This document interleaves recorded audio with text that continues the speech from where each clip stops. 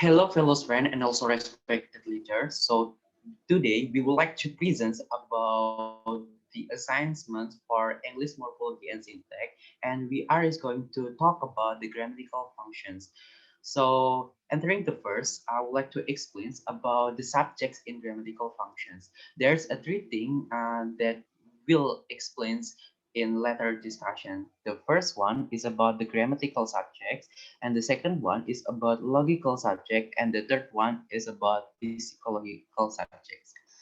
So we have seen that in given clause, the verb can be regarded as the head controlling the other major phrase. Two set of concepts bear on the relationship between the verbs and the clause, and its complement one is offset a grammatical functions or grammatical relations. That is subject, a direct object, indirect object, and oblique objects. And the other set is roles such as agents and patients. The first three term is used to be familiar to anyone who study at any foreign language. For the example, like British schools, French, German, Spanish, Latin, Russians, and so on. They are in constant use in grammars or language from every part of the world and has been deployed for centuries in the study of European language. Yet it turned out to be the straightforward to define the concept, and it has yet determined whether they apply to language which differs greatly from English in their grammar. So I would like to give an examples about the most complex grammatical functions is that a subject considers in example like the tigers hunt prey at night. The tigers precede the verbs. It agree with the verbs in numbers as become clear when it make a singular. The tigers is prey at night in active constructions. It never marked by any preposition. The corresponding full passive clause is prey is hunted the tigers at night. In the passive clause, the subject of the tigers turn up inside the professional phrase the tigers. The above criteria is about agreement in number with the verb never being the preceded by prepositions occurring in the phrase in the passive are grammaticals.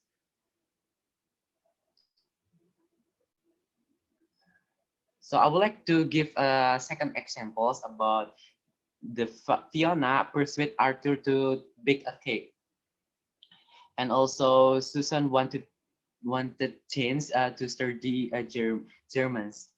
The verb persuade and wanted are followed by noun phrase Arthur and James, and then by infinitive phrase.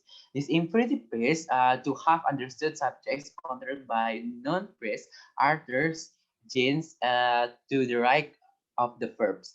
Arthur underwent the persuasions and did the baking. Jane was the target of Susan, wishes and was to do the study.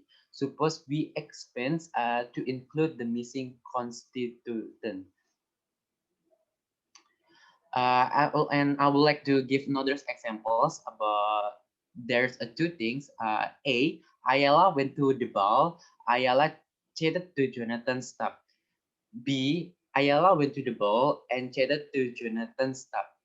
The two sentence in A, the single sentence in B by the ellipsis of the grammatical subject. Ayala in the second sentence, only the grammatical subject can be ellipted. For example, Ayala went to the balls. Jonathan stopped chat to Ayala. It doesn't matter whether the grammatical subject non-phrase denote an agents, as in demonstrated by the combining of active and passive sentence. Another examples.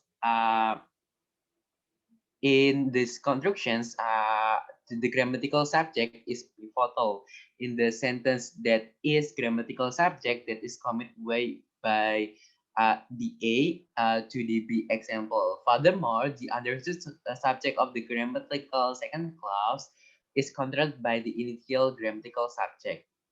So the others thing will be explained by my another friends. Okay, hello, my name is Ghifari Prasetya. My last So the number is 179. In the next example is 7A. All the triangle came to Merley Park. And B, the triangle all came to Merley Park. C, both the Jane and Elizabeth were at home. D, Jane and Elizabeth were both at home. In 7B, the word all is part of the noun phrase, all the triangles. That noun phrase is the subject and all can float out the NP to a position the next finite verb as in 7B. Similarly, but can be part of the subject noun phrase as in 7C, but can float to the same position as in 7D. Only subject NPS allow all and both to float. In 6A, all is part of the non-subject phrase. All the folks and cannot float to the left of the finite verb as shown by the unacceptable 6B or nor to the right as in the unacceptable 8C nor can but in 8C and 8D. For example, 6, 8, 8A, Larry 20 men and all the folks. 8B, Larry 20 men all 100 the folks. C, Larry 20 men hunt the fox all. D, George built both the house. E, George built the houses. F, George built the houseboat. As with the missing subject in the conjoining clause, and quantifier can float out of subject or noun phrases in both active and passive clause as shown by, for example, all the folks were hunted by Larry Twentyman. One final property of grammatical subject is worth mentioning, namely that just as subject control the understood subject of infinite clauses, so they control the interpretation of reflexive pronoun inside single clauses. And for example, next example is Augusta blamed herself for the happen. In the above discussion, we have talked of grammatical subject noun phrase as having particular properties, but to talk in this way is to take the notion of grammatical subject for granted. We present the state of affairs more accurately if we say that in English, various properties attached to noun phrase as the discussion of psychological subject, so the properties do not always convert on one noun phrase. The psychological subject is this document which does not agree with this number and person and is not the grammatical subject. Next example is this document Elizabeth is checking at this very moment. One property must be added to the list. It is not relevant to English apart from the pronoun system, but it is central to other Indo-European language such as Russian. The property is that of taking nominative case as exemplified in 12. And the last is 12. A. Ivan Toknul Masyu, Ivan Pusmasya. B. Masya Toknula Ivana, Masya Pust Ivan. In 12A, Ivan is in the nominative case, as the traditional formula puts it, and Mashu is in the accusative case. In 12b, Masa in the nominative case, and Ivana is in the accusative case. Analogous things only show up in the pronouns in English, as in I pushed him and he pushed me. And next person will be presented my friends. Hello, my Thank name you. is Dhiya Silmi, and my student number is 186. And I would like to explain about direct object. So, direct object as a noun phrase. The noun phrase following the verb is the direct object. For example, Louis broke the cup, Alison drove the car, and Martha chewed the bread. The cup, the car, and the bread is the noun phrase and also become a direct object. The direct object is never preceded by preposition. In the sentence, Martha chew on the bread, bread is not a direct object. And the entity it denotes is not completely affected by the action of chewing. One of the properties of the English noun phrase called direct object is that they correspond to the grammatical subject of passive sentence. For example, the cup was broken by Louis, the car was driven by Alison, and the bread was chewed by Martha. This passive sentence contain grammatical subjects on the criteria applicable to English, but their active counterparts do not contain direct objects. For example, how is a girl to be treated to if she doesn't go out? Another example is these fields were marched over by all the armies of Europe. The correspondence of the grammatical subject above are inside prepositional phrases to a girl and over these fields. So the truth is, how is someone to chat to a girl if she doesn't go out? And all the armies of Europe march over this field. Okay, the next presenter will be presented by my friends. Okay, before I continue the explanation, I would like to introduce myself. My name is Aisyah, student number 174. For the exceptions, some apparent active transitive clauses have no corresponding passive. For example, the car weighs 2 tons is not matched by the 2 tons are weighed by the car. And then the second, Arthur measures 6 feet is not matched by 6 feet are measured by Arthur. And then the third example is her daughters resemble Lucy is not matched by Lucy is resembled by her daughters. And then the last example is the cage contained a panda cannot be converted to a panda was contained by the cage. It has been suggested that, for example, in the cage contained a panda, the panda is not a patient, but nobody has suggested that the panda is not a direct object. And then we next to the for direct object, 6 point of direct object. Another criterion that has been proposed for direct objects in English relates to the positions. Here, where a verb combines with 2 NPs, the particle occurs after the verb, but before or after the direct object NP, as in, this is occupied by the particle such as back. For example, like Ayala sent back the diamond necklace. Here, the back is after the verb send and before direct object NP, the diamond necklace. And then the second, Ayala sent the diamond necklace back. Here, back is after verb and direct object NP. But in clauses with 3 NPs or noun phrases, the occurrence of the particle is Ayala sent her cousin the diamond necklace can become the grammatical subject of the corresponding passive. Her cousin was sent back the diamond necklace by Ayala.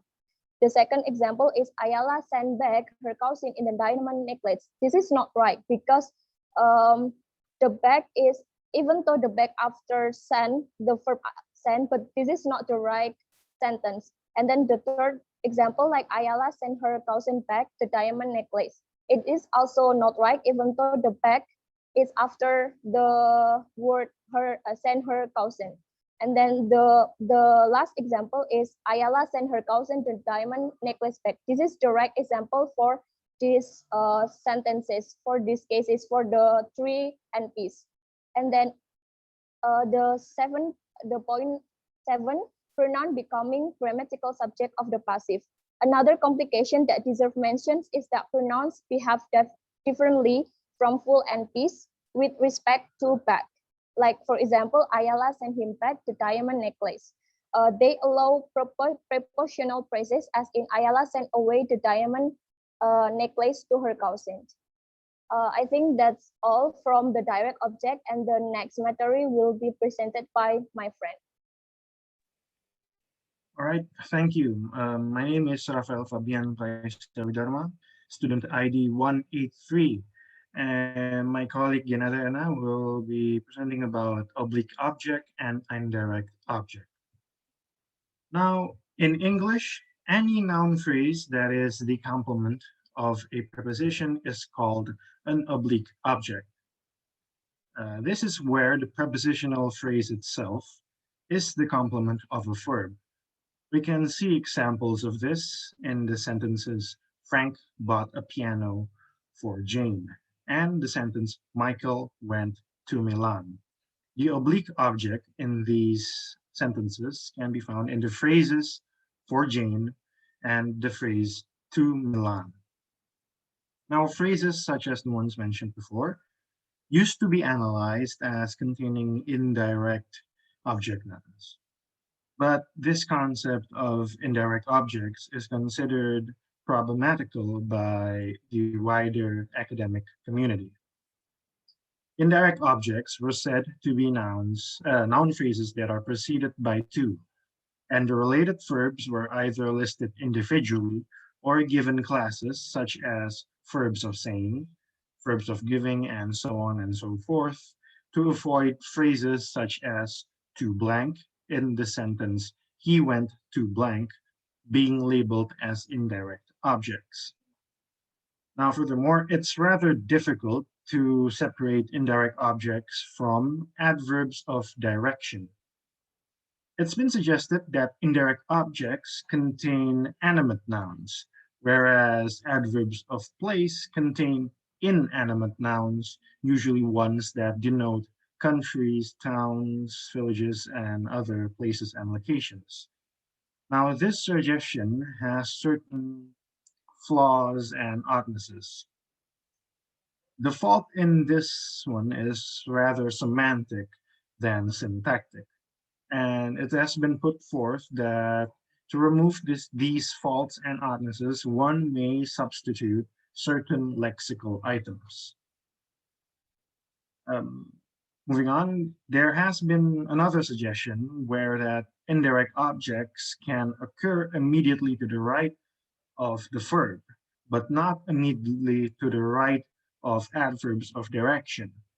Now, this suggestion has been widely considered to be somewhat correct, but it still fails to distinguish indirect objects. Now, this is due to indirect object nouns not being always able to occur immediately to the right of a verb. Now, to move on, I'm going to hand it over to my colleague.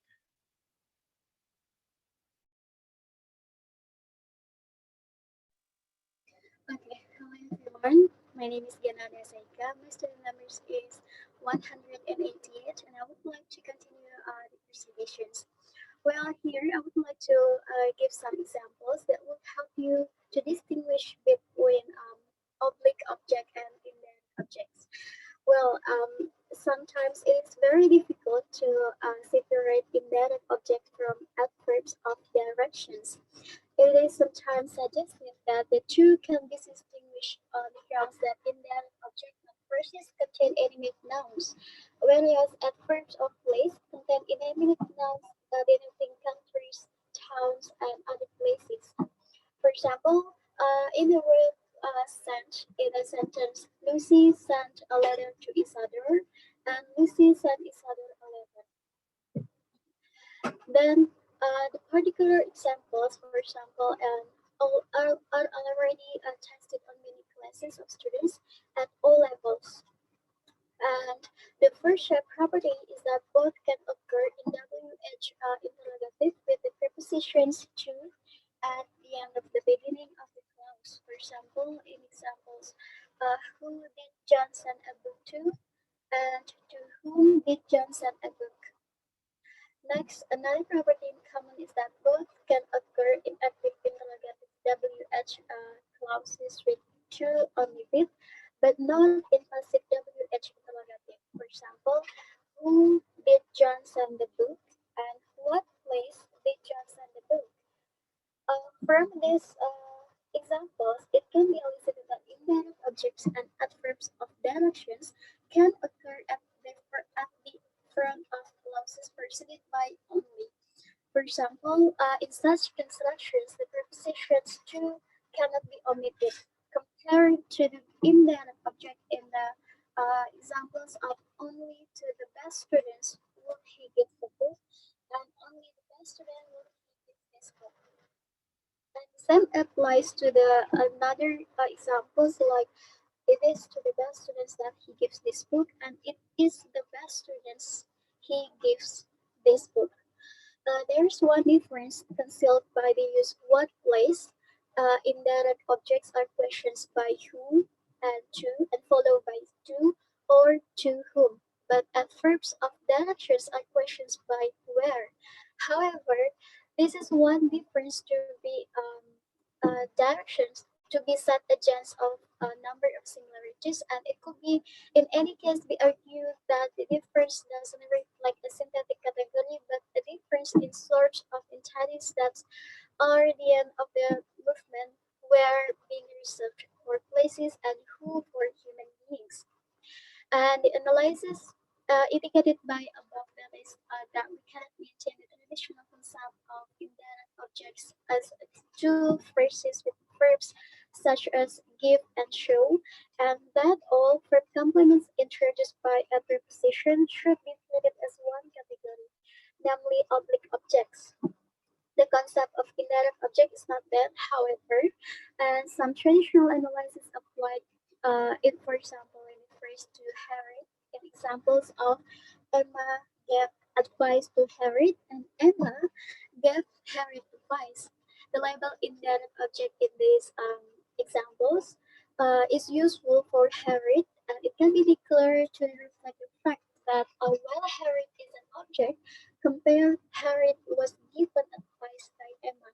It is felt by many analysts to be less of a direct object than advice, even though advice in this example is not the text of the verb.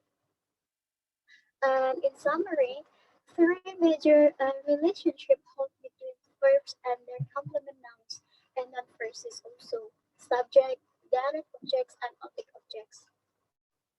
The subject nouns and the verbs are linked in number and in persons and never in other languages. The subjects now control the interpretations of infinitives and reflexive pronouns.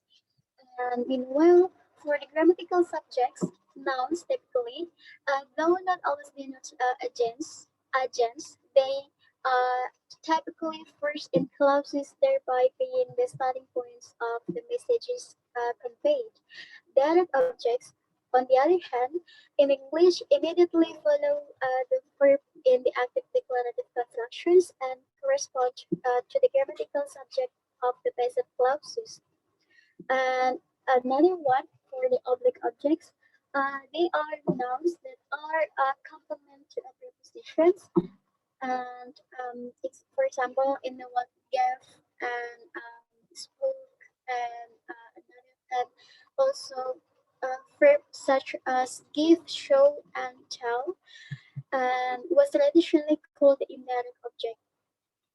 And yeah, that's all we can say. Thank you for your attentions and see you on another presentations. Thank you.